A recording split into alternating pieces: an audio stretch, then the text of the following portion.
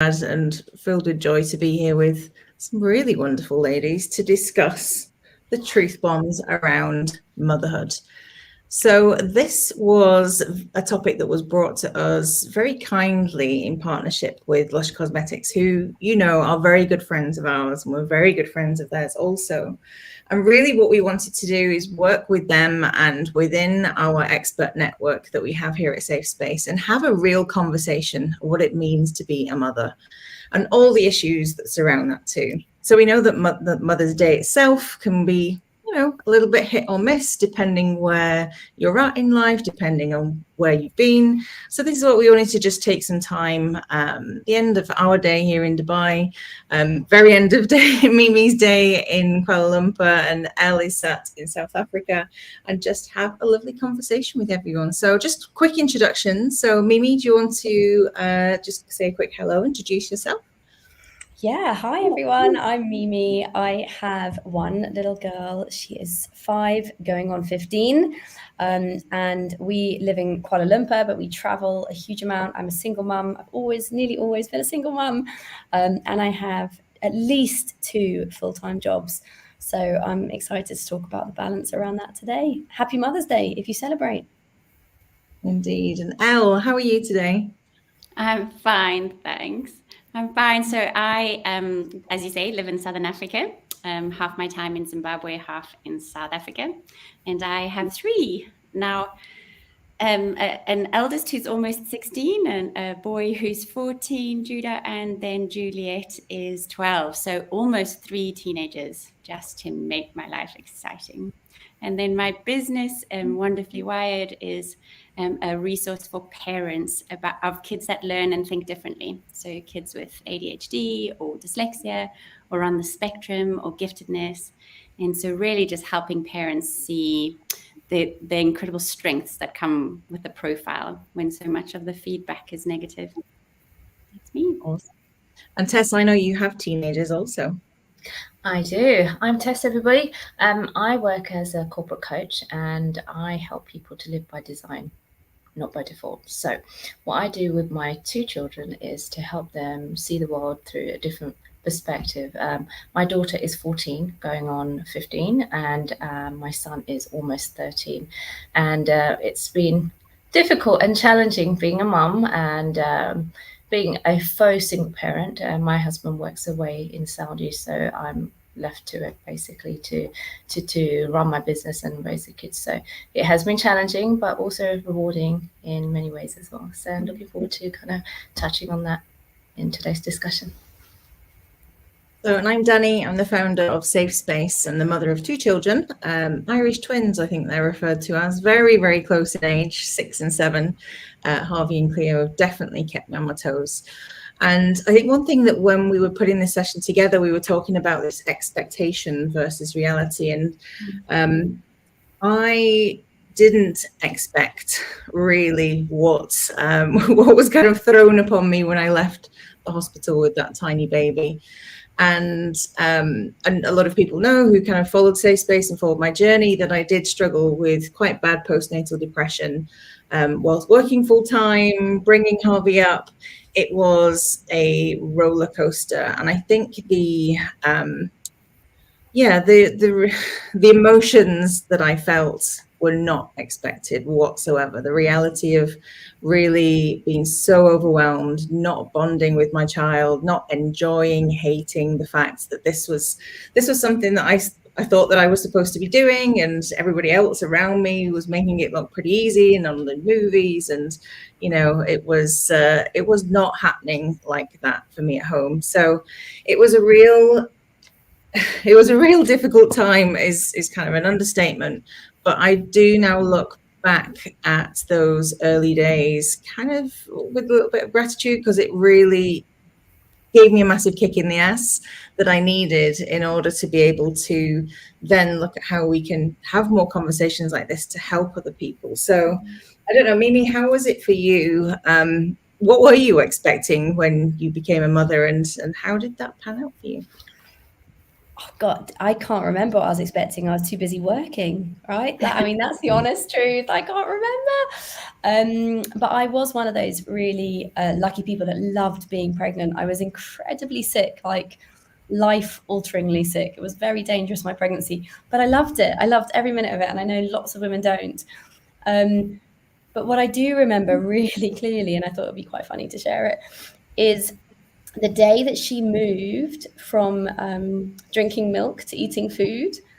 And I remember standing in my kitchen thinking, I don't have any time to feed her. Like, I don't have any time to make food.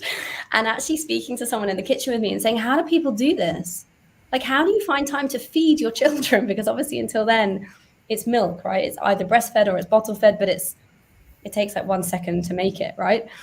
So I think that was probably the first moment I remember of, I guess, becoming really aware of how much these fabulous little things interfere for me with my working life, right? Because until today, I think, like everybody on the call, actually work, you know, a lot of hours, and I travel a huge amount.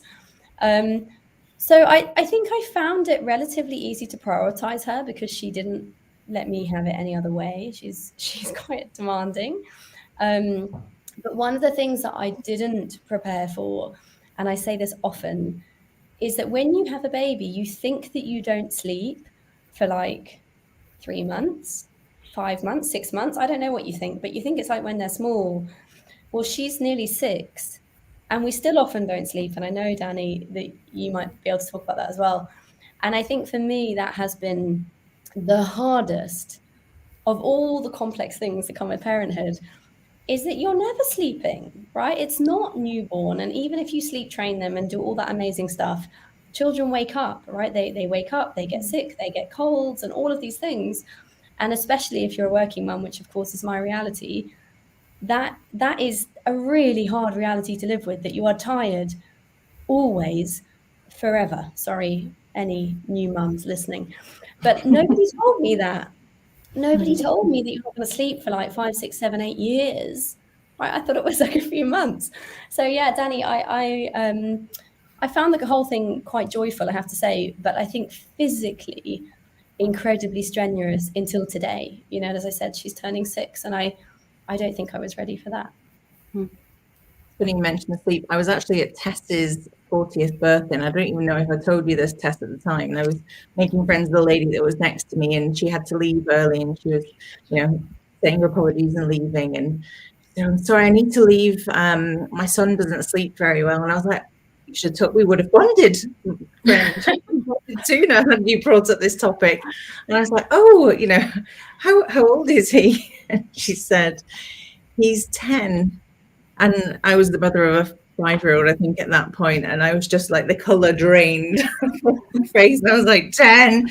Are you kidding me, lady? Like, when does this end? It has, I completely agree, Mimi, been one of the major things that we struggle with. My son has a sensory processing disorder, and he's never slept literally until we brought in, all the big dogs at the beginning of this year, because I just couldn't think anymore. I work quite closely with Mimi, and she'll vouch that the end of last year I was just broken again. Compound interest, right? When you've not slept for 7 years consecutively, it was really started to catch up with me. And finally we've managed to get him to sleep. I literally don't know what magic we have employed, so please don't ask for the tips and the tricks, but it whatever we've done has worked, and our family are in a different space. My kids' teachers are just overjoyed that he's able to kind of like focus a little bit better. And I think the people I work with are a lot more overjoyed with the fact that I'm not as grumpy and as short-tempered as I was. So yeah, sleep is a huge thing. I think, Mimi, you apologize for telling your parents this secret, but I think people need to know. I think people need to be prepared. I don't know. Like, it seems so overwhelming. Like, when you put it out of context, I mean, it is, I mean, maybe 7, maybe 10 years. I mean, for me, it's been 5.5, and she sleeps. Like, I don't have a bad sleeper, but I don't think I've slept through the night at all, ever in 5.5 years. And that is a long time. I co-slept with Aaron, my youngest, up until he was age 10, actually. And he did want to go and sleep in his own room, but I wanted to keep him with me. But, at age 10, he said, "Mummy, I'm a big boy. I need to go and sleep in my own bed." And I was like, "Okay, you may go." But I tell you one thing, I do miss having him and cuddling him. And they say that the days are long, but the years are short, and it's so very true. Recently, both my children went on a school trip together at the same time. I've never ever had that. So, like I said, my husband works abroad, so it was just me by myself and the dog. I didn't know what to do with myself because I've been a mum for so long, of course, and so dependent. They depend on me. I depend on them for company. And I was like, what to do? I was like, I can't ask any of my friends to go out on a weekday because they're mums. So I was just sat at home watching Netflix and thinking, I'm not enjoying this at all. I want to be a mum, and I want to be a mum that's relevant and needed. So that was a big learning for me, that I actually need to find a hobby, and do something other than just be mum. So that, I think, as kids grow up, as we grow up, we have to find something other than children to do. So, of course, we all work, but aside from work, something to bring us purpose other than our children. That's what I found. You're so right, Tessa. Can I jump in? I mean, for me, the lines got blurred even more because my work was my kids. So I homeschooled them throughout primary school. And, I had a very extraordinary, special experience of getting to homeschool with my mum-in-law for some years. And I just think of you guys getting those kids to sleep. I mean, often that third generation is the gift of all gifts to mums, right? And if there is a healthy relationship, which is a rare thing, it's just such a special. Everybody wins with a grandma and a mum and kids. And she homeschooled with me, and so the kids would say, "We do real school when Gogo comes." So they called her Gogo. And so, here I was, qualified teacher, I've like given up my career to teach them sort of like, okay, all this energy into these 3 children. And they would like, yes, you're fine. But when Gogo comes, like that would really be school. And so I was like, "Mom, bad news. You have to be there at breakfast if we're going to get anywhere." So she would arrive at 7, and then, somehow a button would go that now we're at school. And so you're so right, Tess, then to have to make that transition into a new career when they moved into high school, and we did some wild moves of sending them to boarding school. Never say never with anything to do with these kids. And so the change was dramatic from I'm your mum, that's, I'm also your teacher, and I'm also your life coach, and also your, chef, and whatever else comes. And then that changed. So I think you're right to try and get that diversity into what we do and who we are and how we define ourselves. Yeah. I was very excited to go back to work. So we had at the time we had 7 weeks maternity leave here in the UAE when Harvey was born. I was counting down the minutes because at that point I knew that work was. I knew what it was. I knew what to expect. Even if the clients were wild and the deadlines were crazy, that for me was appealing versus mothering. Everything else that kind of came with that. So it was, it was I think in hindsight, maybe not the wisest move that I've made, but I felt I needed that stability and comfort, because I just think that stability is probably not one word that we would connect with being mother. It hasn't felt very stable. I know lots of sacrifices have to be made, lots of selflessness has to happen. And I think, when we're laid on top of not being able to sleep, laid on top of having to work, laid on top of having to kind of figure that out. How have you ladies as mums managed to kind of keep yourselves together as human beings, not just as mums, not just as this label anymore? I don't know, Mimi, what was Mimi Nicklin like before Umi? Are you still the same person? Yeah, for me, yes, totally. I don't think I changed at all, like as a person. Of course, life changes, right? Incrementally in all these different ways. Priorities change and structures change and all of those things. But I don't think she changed who I am, except that I cannot watch a violent movie at all. Like, it's so weird. I cannot watch anything about murder, kidnap. It's like visceral. And that's really weird to me because I was like a crime lover and now I can't. It's really weird. That's a really weird thing to change, but it did. So I've noticed that massively. I don't watch the news. I have absolutely no balance for unkindness towards children. Just can't handle it. Like, we were in a coffee shop the other day, me and her, and there was a dad shouting very aggressively at a little girl for crying. I mean, I left that coffee shop. I mean, I didn't even finish my drink. And I actually was so upset by it that I said to I mean, I'm in Malaysia, so there's a very big cultural divide, right? But I said to them, you shouldn't let that happen in here. Like and this poor young, like 16-year-old waiter was like, okay, you know. So that changed. I think I became really, I mean, I was probably empathetic before. I became even more empathetic towards children and those types of things. But no, I want to also give loads of mums hope, because you hear a lot like, oh, I had a baby, I lost myself.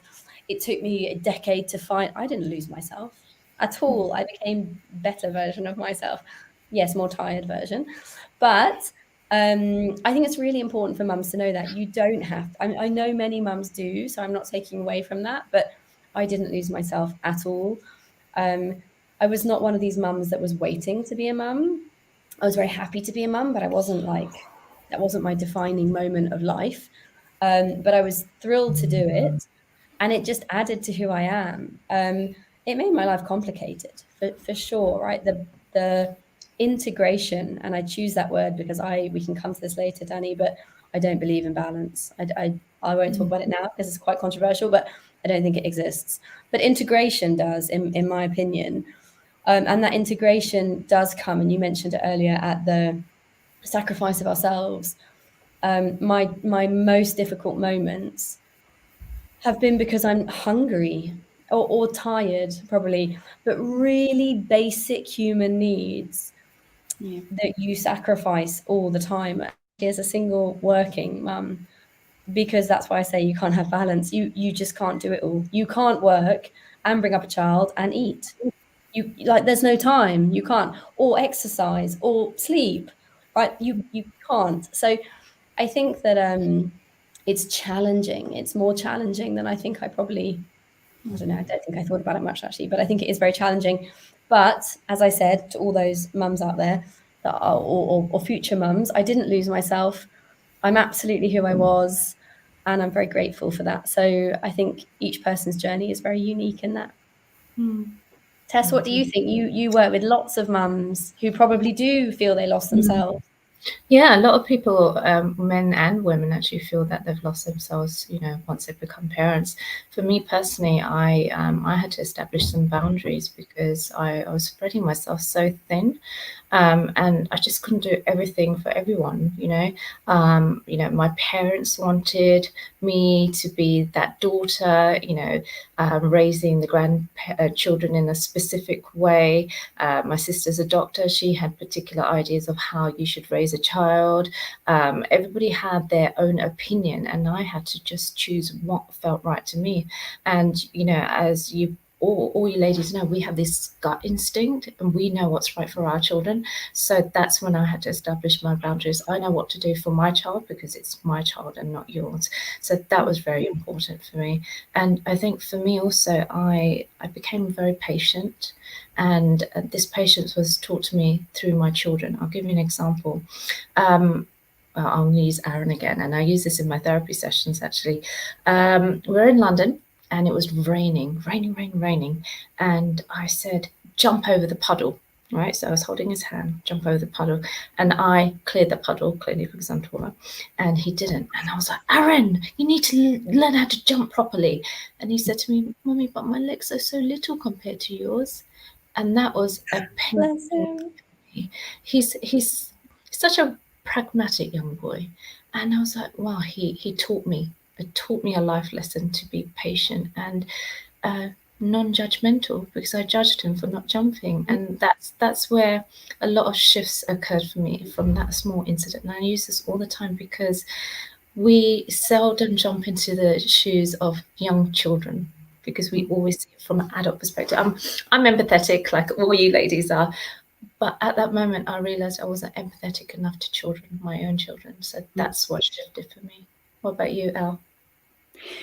Yeah, I think what it might have done for me is change the kind of, I think, my understanding of what kind of success looks like. I think there was a redefinition in terms of what loving them would look like, because I'm a trained teacher, and I'm also an absolute research junkie. So just give me like a new idea and a new insight. And so I was going to nail this parenting thing. I mean, I had books like stacked, I was just going to know everything about everything. And then just the absolute kind of the humility of realizing that it was my presence and a giving of myself that they wanted, more than my expertise or my insight or my age appropriate toys. Like and I'm just feeling so like I was going to nail this because of my brain and because how my brain works. And then I think, and honestly, the more time I spend parenting, and the more I think it's just about letting go, like incrementally all the time, inviting them into living their life, and how that's just painful. Like when I have all this wisdom I want to give them, I have all this insight and all these, ideas on how they should and how one could, and to realize that what they wanted most of me wasn't anything quantifiable in that sense. And that actually perhaps the moments that have been hardest for me as a mum, and the moments I maybe even now feel proudest of, is the times when I lay down my agendas and lay down my expectations and let them live their own story when it was so different from what I had in mind. So 2 of my kids are what I like to call wonderfully wired, so neurodiverse. And I think it just sort of came to sort of say, okay, everything you thought you had pat about education, about how kids learn, about what a smart kid looks like, about what you'll look like when you're lined up in public, and the things that people will be impressed with, all that stuff, to be out the window, and to realize actually the times that I serve them best and that I mother best are actually the times when I lay down my desires in the moment, which, I think that's super unfair, really, because I reckon we have a fair amount of insight to offer. And yet I think I keep thinking it's just more and more true that second, I was thinking of your early baby stories, and leaving that hospital with Sophia, actually the second morning. So we had this beautiful natural birth in this beautiful spot where Tim could stay over with me for the night, and we were just in this dream paradise. I mean, that drugs were good, clearly, because the next morning I had the midwife walk in, and the nurses said that she needed a vaccination, and I said, sort of, sure, I had been on this little cloud, and they picked her up, and she said, "This child has no clothes on." And I mean, we had just been like Kango care, loving the world, and it was all so wonderful. And it just suddenly struck me, like, I have no idea what I'm doing. I was just like, somebody take this child away from Tim and I. We can't even dress them. And I mean, I'm frantically putting this onesie on, and it's like not a newborn size, which clearly now I know you need one newborn size. Everybody says, don't buy newborn size, it'll be grown out so quickly. Well, this child had these sleeves hanging off her arms. It just totally looked like she does not belong in this world. And I thought, that's it. I can't do it. You guys take this child. I don't know what to do. And I just, from that moment onwards, it was just more and more acknowledging, I don't know what I'm doing. but that the depth of my love lies in acknowledging that, and then intentionally asking questions. I do think intentionality has to be my number one parenting word, like, in the world. I wish a lot that was on social media was a lot more intentional, though, because I think a lot of the images that we see, and obviously social media is just always there, always present, these visions of mothers that just give birth, the children, the little newborn shots where they're not wearing newborn clothes that are too big for them. They're in, all white outfits with the background, and there's not spit up or mother in the background with a leaking boob and a bee's nest for a hairdo instead. And a lot more of that reality that's shared, and there's not enough of that. Breastfeeding was awful. Did you girls find breastfeeding awful? I had absolutely no idea how painful it was going to be. Nobody ever told me that. I had read many books and I spoke to many women. At that time, I was working with the NHS midwives, in fact, and they said, "Oh, it's such a beautiful process. You'll just put the baby on your boob and he or she will suckle, and it's just this bond." It was not like that for me. I cried because it was so painful, so very painful. And then when I went, so I gave birth to Sophia, my Sophia, in London. And when we went down to the hospital ward, there were all these newborn and mothers who'd had second, third children, and they were feeding their babies, and they looked like professionals. And I was trying to imitate, and it was just so very painful. And I was like to the midwife, "Please, can we have some formula?" And she was like, no, we don't do formula here. And there was a judgment there, and I was like, okay, I'm gonna have to persevere. And I cried and she was crying, Sophia was crying, because clearly I didn't have anything to give her. And that first night I had her, I cried the whole night. I don't think I've ever told this story to anyone. My husband, bless him, he came in, he was like, "You all right?" And I'm like, "Yeah, I'm fine." I was like, "Okay then." Right. So, I mean, I didn't really know what to do either. So, you both met my husband and Danny, Mimi. So, yeah, he was like, "Okay then." That's all he said. And I was there literally crying and what to do. And then the next day, my mum was like, "Well, you really need to give yourself a break. Maybe formula was going to help." And as soon as I gave her a bit of formula, she just enjoyed it, and it gave me that respite. And and then I had to kind of find some power from within myself and say, "You know what, I'm not failing as a mum by not doing the breastfeeding for the first week because of the cholesterol." But it was really, really difficult. Now, when I speak to expectant mums or new mums, I say, take the pressure off you. The pressure that people are putting on you is purely because they think breast is best. But you know what? Mother's love is best. Mother's love, mother's care, and that you can't take that away from a child, because that's always going to be in abundance. So as long as your child is well loved and well secured and fed in whatever manner, he or she is going to be fine, absolutely fine. Yeah, that pressure in the beginning is my truth bomb. Definitely. Like, most of my friends don't know this, so God knows why I'm saying it on live, whatever this is.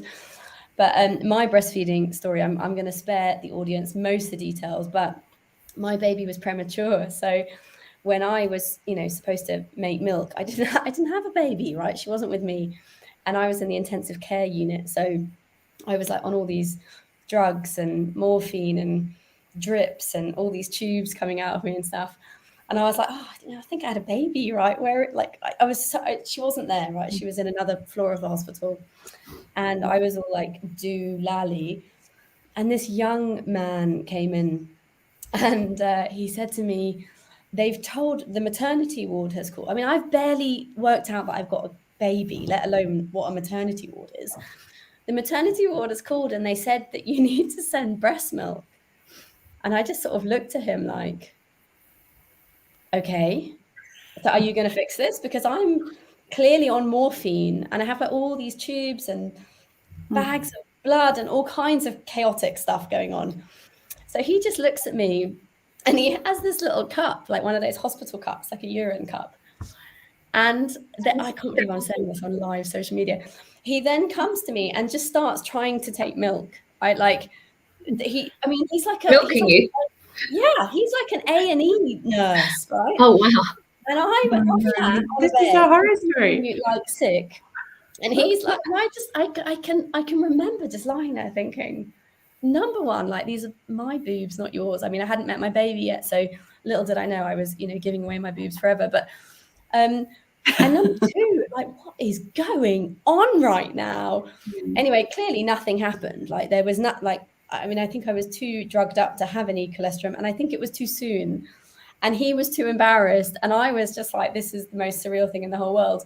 So eventually he left with nothing, and I just lay there in my hospital bed thinking, so I'm a mum, right? This, like, did that just happen? So yeah, breastfeeding didn't start that well for me. It actually didn't go very well for a few weeks because she was premature, and that's a whole other ball game. But yeah, so Tess, I feel you on the tears on night one, and just being, I didn't even have her with me, right? She was not even on the same floor as me, and there was just this young man trying to milk me. So that was there we go. Lush, thanks for encouraging us to share truth bombs, because that was how my glamorous introduction to breastfeeding went.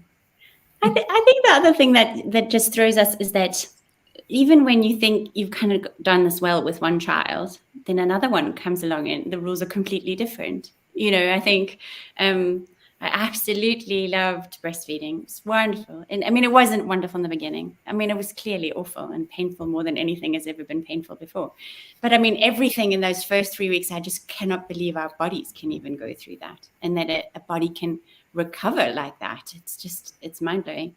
But then, Sophia it was tough for her. She was colicky, and, we persevered and it went well. And then I had Judah, and I thought I had arrived. Like, I nailed this. This baby woke up, he drank, he laughed, he went back to sleep. We'd gained 500 grams a week. I mean, we were acing this game. Like, I was clearly made to be a parent, and I had my practice run with the one, and then by the second one, I just knew what I was doing, And then Juliet came along to show me that actually it just doesn't work like that. And whatever worked in a season with a child, it just, so after having, breastfed 8-9 months, both babies, I get this third baby, and within weeks I have mastitis twice. She can't, she's clearly not comfortable. I mean, we're just out of our depth. And I think it's that out of your depth feeling, that feeling of like, we just don't come qualified for this. We don't come prepped for this. And then when you're, and even when you feel like I'm a veteran now, I know what I'm doing, then the next child comes and the story is completely different. I've now had the two eldest go through puberty, be in puberty, and all the changes and the complete wildness of, again, you think you know what you're doing with parenting, and then you have teenagers. And I look at my youngest, and she's not quite a teen yet, and we're like, can you just stay in that box for a little bit, because I kind of feel like I know what I'm doing with you, but I know before the year is up, the rules are going to change. The game's going to look different. It does. I think that's the plans going out of the window is even like, from the whole beginning, your birth plan. And I know friends that's kind of are pregnant or going through labor, just like, pinch of salt with that plan there, just in case. There's something that's I don't know, it's like Dalai Lama type saying, but that suffering is the gap between expectation and reality. And that's kind of where I felt I was for such a long time, with this plan, with this vision, with this expectation, and then it looks a little bit different on the other side. But I want to go back to what you were saying, Mimi, about balance, because I think that is, it's a word, right? And I think even just through COVID and through lockdown, even as an organization that provides lots of corporate wellness, this concept of work-life balance is one that has been, hot topic. Words bandied about. And what is it? Why don't you think it exists? Yeah. So I actually wrote about this quite a lot for Women's Day this year, which was obviously last week. And one of the things I said, in my opinion, is, can women have it all? Probably they can. But can mums? I don't think so. And I'm extremely fortunate that I have childcare. I live in Asia Pacific, which makes that much easier than anyone that's, joining us today from the West, where it's, the discussion around childcare costs in Europe and the UK, particularly right now, are huge, right? So here it's definitely easier. So I can have childcare, but I don't have any family, right? Because I don't live on the side of the world where my family live. And I think, to your point there around that very astute wisdom around the gap between, what do you say, expectation and reality is suffering. For me, if I tried to aim for balance, I would just fail every day. Because as I see it, there isn't balance. There's just a whole lot of choices. And those choices lead to integration. That's what I was saying earlier. You can integrate, motherhood and working mom and marriage or relationship and, I don't know, all the other things that we do, sport, exercise, community work, religion, whatever it is that you fill your life with, you can integrate them all. But to balance something, it's like an equilibrium, right? It's what that thing that you learned in school where things are at balance. It can't be at balance because you have to choose something. In that moment, you have to choose something. And normally I'm relatively good at this integration because I set expectations. And I think we can talk about this as well today in terms of running a business that's full of women and full of mums. And we always talk about putting life first. So I do it too. But the other day, Friday, my daughter came home and a little boy had bit her at school. She was totally fine, but she was very put out by the fact that this little boy had bitten her. She just wanted to talk about it. And her and I talk more than I think most parents talk to their kids, right? A, because I'm a single mum, B, because I specialize in empathy. So we talk a lot. But in this particular occasion, the camera was already live like we are now. And so I managed to put it on hold to go out of the room and do everything that we're supposed to do. Kneel down, talk to her, make eye contact. There was no rush. She didn't feel any stress. I did all the things. But on that occasion, it wasn't enough. Normally it would have been, but she was so angry that she just couldn't understand why someone would bite. They're not 2, right? They're 5. And in the end, I said to her, darling, I do understand, but I have to go back into my office because the people are on the screen already. And she said to me, and so I say 5 going on 15, she said to me, well, what's more important? Your work or me? So I had to say to her, I said, well, darling, it's always you, but right now it's that because they're all live and I have to go. And let's be honest, you're not hurt. We've discussed it and we can talk about it lots more. I want to hear more, but right now you need to, go and watch your iPad or whatever she was going to do because I had no choice. This is what I mean. There is no balance at every time. It's not always that stressful. Sometimes it's smaller things, right? And now I'm very lucky that I have in my house right now a fabulous partner and a nanny, so I can do this call. But for the other nearly 5 years of her life, I didn't. So whenever I did this at night, now it's nearly 11 p.m. here, the door would be open and I'm constantly looking like, what if she wakes up? What if she wakes up? So I can't bring my whole self to anything because I'm constantly worrying, what if she wakes up? What if she screams? What if she cries? What if all of these things? Luckily tonight, I've moved to a point in my life where it is more integrated.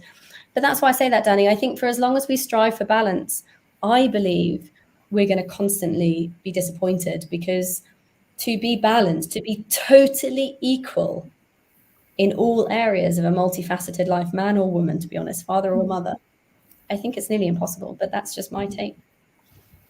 Yeah, I quite like to, a lot of the times when organizations reach out to us for sessions around this, where they'll say, our employees are complaining that they don't get that much work-life balance working here. What can we do? What kind of sessions? And a lot of the time, unfortunately, when we have these sessions and we bring employees into the room, I have to tell them that unfortunately, a lot of it lies within. There's not much we can do about the corporate world and the 9 to 5ness and and clients always demanding things and just the way things have always worked, changing that machine. So Tess, you kind of the word of those types of sessions around boundaries, around understanding and being self-aware enough to know when to say no, when to, put things aside, what things to, integrate at what point, what choices to make. A lot of that does lie within. And I think as individuals, as employees, as mothers, as daughters, as sisters, like knowing and being self-aware enough to make those choices, it takes time. I don't know, Tess, what's your kind of... Absolutely. And just on the choice point, I think that's what we've got to model for our children, that we have choices, and some of the choices are not going to be fit for purpose for everybody. And some of the choices we've got to make because we've got to earn a crust, or we've got to help an individual, or for whatever reason. When the children understand that, some of these choices are not going to be particularly favorable, then they'll understand what the world is about. Because I believe that, we still wrap our children, even in organizations, in this thick cotton swab, if you like, saying, everything's going to be okay when it's not. So it's really important just to speak our truths and be authentic. There are some times where we've got to take the band-aid off and say, it is what it is, but I can support you through some of the choices that you need to make, and some of the pain points. Otherwise, how are we going to grow and evolve as individuals in organizations and as parents? I think it's really, really important to have this open communication where it's authentic. And Mimi, you're a great advocate for connection. What you do with Umi is all about connecting with everybody, actually. So it's all about getting down to everyone's level and saying, look, this is the lay of the land. This is what I can do right now, and this is what I can do later on. How about this? And what are your thoughts? How do you feel about it? Just having that conversation, getting it going, allows people to be in their feels and think about their thoughts, and then decide what action they want to take. So CBT, cognitive behavioral therapy, is actually based on your thought, your feeling, and your action. So when I work with my clients, when I work with my children, when I talk to everybody, I'm very cognizant of the thoughts that precede the feelings. And once we identify what these thoughts are, the feelings, you can sit in the feelings, but you can choose a different action or inaction, as it were.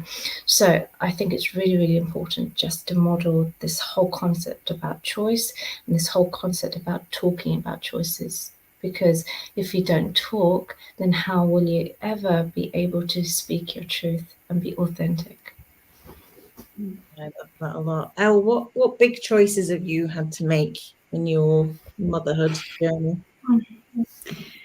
Yeah, I mean, I obviously then having kids that are differently wired, we had you have expectations of what things will look like, and those expectations aren't necessarily even they're the big things. We're going to sort of be happy, and we're all going to get on well, and whatever, those predictable ones. But even little ones, we're going to be a certain level of social. We're going to be able to go out so many times, and our kids are going to just be fine, and they're going to be great with people, and they're going to look them in the eye, and they're just going to impress them, and then to then come across many of the things that challenge differently wired kids, like anxiety, or being overstimulated really, really easily, or needing a time out from a lot of social, and all these things that suddenly just change your little plans and your big plans, and the sort of inconvenience of children that are highly empathetic, highly sensitive, brilliant brains, that often, these situations aren't for them, or are for them and then suddenly are not, and then plans need to change. And I think the sort of lack of a smooth trajectory, and perhaps the lack of balance that is this myth, comes into that, because part of it is also how we measure perfection along the way. And we think this would be perfect. Like, if this one's happy in this way and that comes out. I remember I mean, Sophia was just a baby, and this colic was just, I mean, it was undoing. I think those first 13 weeks undoes any parent. And the most capable women I've known have been undone by those first 13 weeks. But I remember just her crying and crying and crying, and I'm going through the book, you know, the questions. So has she eaten? Yes. Has she said yes? Has she burped? You know, has she? And Tim comes helpfully. Dad is asking me the questions, same questions. You know, we've read the book, and he's asking all these questions. I ask all the questions, and he says, "Well, what could it be?" And I said, "I don't think she liked her outfit." And he said, "Okay, I think we might just need to step away for a minute." And he said, "Look, whatever it is it going to affect her spiritual well-being when she is 16?" And it was just this weird question out of nowhere. And it was just this perspective, I think, because I think when Mimi's saying that there are these moments when the balance just doesn't work at all, and the change and we have to make big changes to our life plans, which, sorry, Danny, that was your question. I'll get back to it. But I think we cannot measure it by the moments. We have to measure it by the long story. You know, Tim's like, what will this mean for her kind of well-being as a human when she's an adult? Like, probably not that much in this minute. And then adding to that, what I said earlier, that humility of knowing that actually sometimes removing myself has brought more growth to them. You know, there's annoying times when I was away or something, and I come back and they could suddenly ride a bike, and the very fact that I wasn't available, which I thought was the failure, brought an independence in them that wouldn't have come with me there. I mean, I think the humility of that too. The answer to the big changes, you know, right now I'm my son, he's so he goes to a conventional school, which is our plan, and that's what he would like to do right now. And it's a beautiful school, and incredible kind of adventure program, and lots of inspiring ideas, but they're not, you know, they're not easily managing his dyslexia, which they should, but the world isn't where it needs to be just yet. And so a big change in just our family plan for the next 3 months is that I will spend time near the school and not at home with my hubby and my youngest, and I don't really know what I'm doing. I mean, you know, not really in terms of what we will do every day to unlock a potential. I know much more than most in terms of the amount of research I've done and the amount of understanding of how a dyslexic brain works differently from another.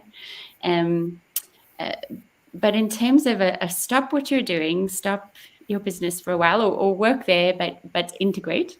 I'm going to use Mimi's word.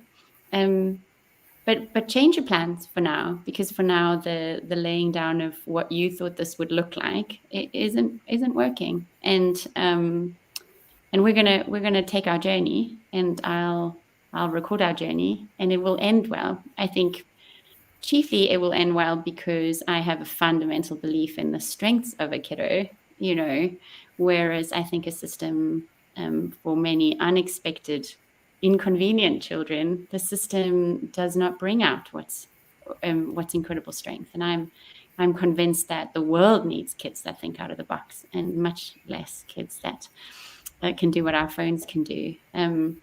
But the system isn't set up for unlocking that kind of potential. And so from a mum perspective, that means, okay, let's change the plan. Let's go be there, and let's pull on that string and not go with this balanced, perfect plan of my wonderfully wired business alongside Judah's academic development. It's all going to work out beautifully. I don't have the plan in my head like that, but I do know that a fundamental advocacy for our kids and a pulling on a string that believes in their strengths does lead ultimately somewhere good. That intentionality thing, right? We're back there. Yeah, for sure. My son as well is definitely kind of there's lots of unexpected things that happen along the way. This is a small example, but he loves football, and just doesn't really have the coordination and the sort of team spirit to really probably, he's not going to be the next Ronaldo, but he absolutely loves it, and he goes training every week, and he's devastated every week because somebody else got a medal or somebody got a trophy. Mm-hmm. And I was trying to like my sort of pep talk, and I was like, look, go to the coach, ask the coach, what is it I need to do to get myself a trophy?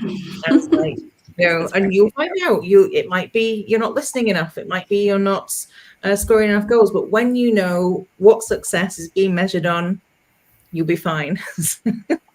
And he came out, I think it was like Thursday, after this massive trophy in his hands. I was like crying under my sunglasses, like, yeah. It was that moment of like we've ticked the box. But I think I was expecting like the trophies to come much more often, and they haven't, and how I've sort of managed those and managed his expectations, it's been really tough. But when it kind of all comes together, it's all worth it. Mm-hmm. Yeah, I think it's also to do with a lot of effort, the amount of effort that they believe that they're going to put into whatever task at hand. For my children specifically, I haven't kind of steered them in any direction in terms of career. All I've said to them is that whatever it is you do it with 100% effort, and mommy and daddy will be incredibly proud of you if you put in that effort. So that's how they are kind of steering their way towards whatever direction they want to go. And I have absolutely zero doubt in my mind that my children will be successful in whatever they want to do. So I think for me, it's really important for them to understand that I have a trajectory, my husband has a trajectory, but it's our trajectory. It's not their trajectory. They are free to make choices, whatever choices they want to do, but they need to learn how to fall over and get back up. Mummy and daddy will be there to support, to say, perhaps we can consider this, but they've got to put in the work, they've got to put in the effort. And I've been saying that from the get-go, because if they don't fall over, if they don't have a few tears, then how will they ever know what is right from wrong and wrong from right? So that, for me, is a number one foundation for my children. I love that. My noisy children are screaming outside now, so I've put myself on mute a little bit. But I know that we are coming to end of our conversation just now. One thing I wanted to kind of like really end with talking about is how you, as women, as mothers, as leaders, daughters, sisters, avoid burning out. What is it that you do for yourself that's, in that topic of sort of self-care, whatever it means? I know that mine is definitely kind of around sleep. I'd love us to kind of finish just talking about that, because I know LUSH as a business, our partner in this conversation today, they're all about this topic. We've done loads of sessions on them before, and the title, we're talking truth bombs and bath bombs. A lot of the time we think self-care is just taking a lovely hot steaming bath and putting a nice smelly bath bomb in there, and that's enough. What are your top tips, Tess, for keeping yourself on track? Oh, I'm a big advocate for exercise. So I go to the gym 6 times a week, and that 1 hour I switch off my phone and I am told what to do. So my trainer tells me what to do and I argue with him, but he's the only man I really truly listen to and don't argue back, because he knows what he's doing. So in that 1 hour, it's just exercise for me, because it allows me to just be unapologetically myself and not think about anybody apart from myself. So exercise, and also having some time to eat. I know, Mimi, you touched on this earlier, but just this art of just enjoying your food is for me time where I can just take and just taste all the wonderful flavors, or even having a coffee, sitting there and being present. What I like to do in my morning routine is I go to Starbucks. I have my phone there, but it's flipped over, and I just drink my coffee and I just inhale the aromas and feel the warmth of the coffee on my tongue and let it go all the way down, and I'm present in that moment, and I give gratitude in that moment as well, that I'm here in Dubai, that I'm able to do what I'm doing, and that, you know, I can have impact on people's lives. And that is what I do to prevent burnout for me, just to be one with myself through drinking my coffee, eating my food, and doing my exercise. Yeah, no, for sure. I think they definitely work. Although I'm not allowed to drink coffee because it sends me wild. Elle, how about I don't need coffee in my life. Elle, how about you? How do you keep yourself sane? So yeah, I have a couple of habits that I practice, but I think if there was just one, that I was only allowed to keep one, it would be my day off. It would be my good old fashioned Sabbath. And I think, you know, my kids roll their eyes because it's become a real. I'm very intentional about sort of late afternoon on a Saturday.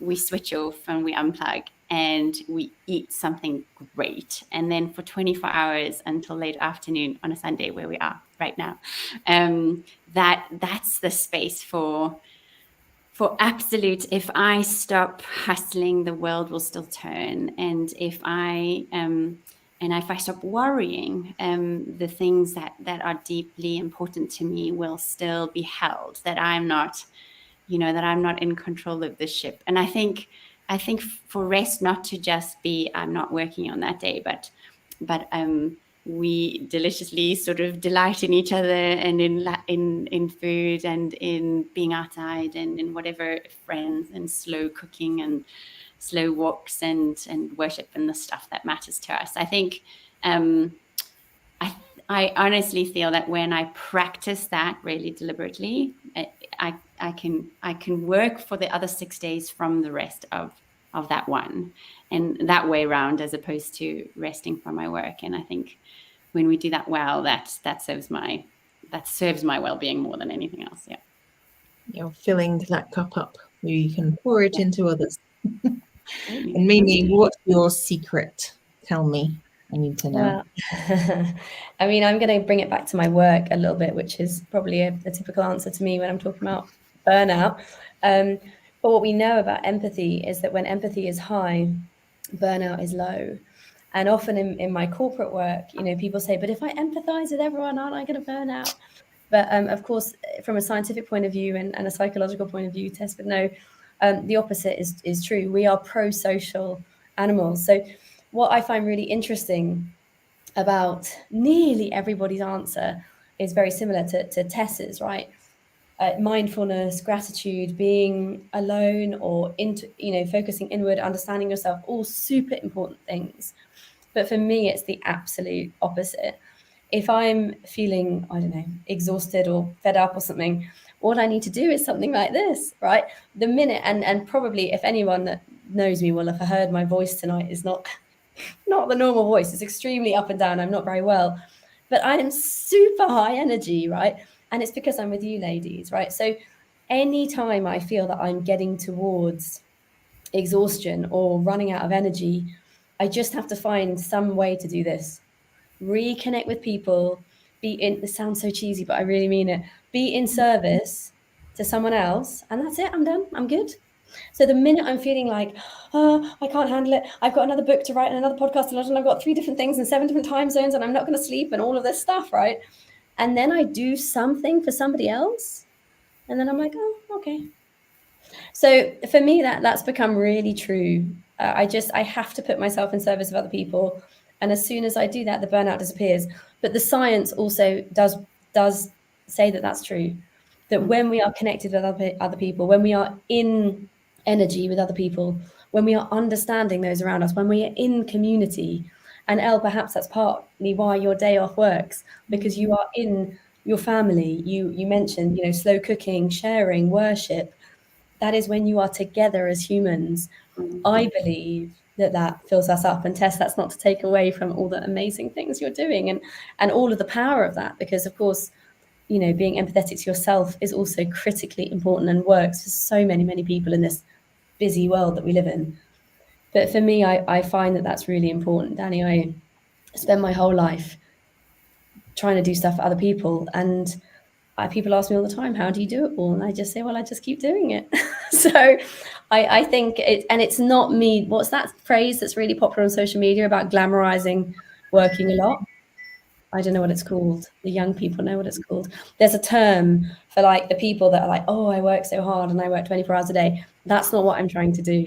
But what I'm saying is that when I feel that I'm connected to other people, then I feel that more energy comes to do it all again. And you, Danny, what's your secret?